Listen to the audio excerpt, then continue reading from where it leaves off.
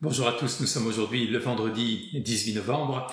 Nous sommes dans la 33e semaine du temps ordinaire et nous fêtons aujourd'hui les dédicaces des basiliques Saint-Pierre et Saint-Paul, apôtres. Nous continuerons à méditer aujourd'hui avec la première lecture tirée du livre de l'Apocalypse.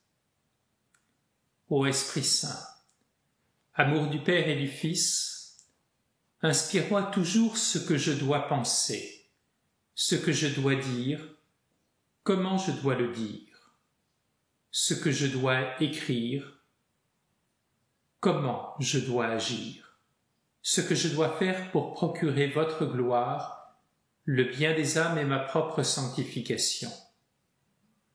Ô Jésus, toute ma confiance est en vous. Alors, aujourd'hui, nous sommes au chapitre 10 du livre de l'Apocalypse. Moi, Jean, la voix que j'avais entendue venant du ciel me parla de nouveau et me dit « Va prendre le livre ouvert dans la main de l'ange qui se tient debout sur la mer et sur la terre. » Je m'avançai vers l'ange pour lui demander de me donner le petit livre. Il me dit « Prends et dévore-le. Il remplira tes entrailles d'amertume, mais dans ta bouche, il sera doux comme le miel. » Je pris le petit livre de la main de l'ange et je le dévorai. Dans ma bouche, il était doux comme le miel, mais quand je l'eus mangé, il remplit mes entrailles d'amertume. Alors, on me dit « Il te faut de nouveau prophétiser sur un grand nombre de peuples, de nations, de langues et de rois. » Alors, depuis le début du livre de l'Apocalypse, Saint Jean est appelé. Il est encore une fois appelé à remplir une fonction prophétique. Nous aurions peut-être envie de dire, mais il y a comme des répétitions. Non, il n'y a pas de répétition. Car dans l'Église, nous devons véritablement vivre de la théologie et plus particulièrement de la spiritualité, de l'appel. Ce n'est pas nous qui nous donnons nos propres missions, mais c'est le Seigneur lui-même qui nous appelle, et tout au long de notre vie, et qui nous appelle par un ange, c'est-à-dire par l'intermédiaire de l'Église. Et nous comprenons bien que être appelé véritablement à cette théologie, à cette spiritualité de l'appel, c'est quelque chose de très libérateur. Alors il parle de nouveau.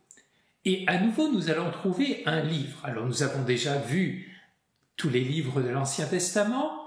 Nous avons vu hier le petit livre roulé qui était le livre des Évangiles. De quel livre s'agit-il maintenant ?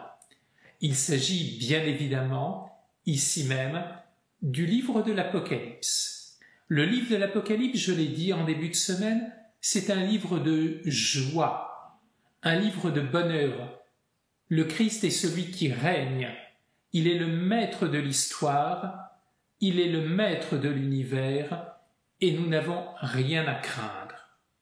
C'est ce petit livre-là, ce petit livre de bonheur, que la main de l'ange va encore une fois tendre vers Saint Jean.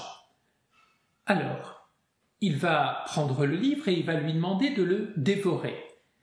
Cela, c'était déjà réalisé à l'époque du prophète Ézéchiel. Nous nous rappelons au chapitre 3, le prophète Ézéchiel qui, lui aussi, avait dû manger le livre de la Révélation.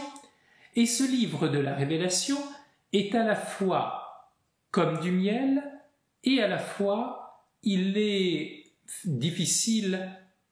plein d'amertume, pardonnez-moi. Pourquoi ?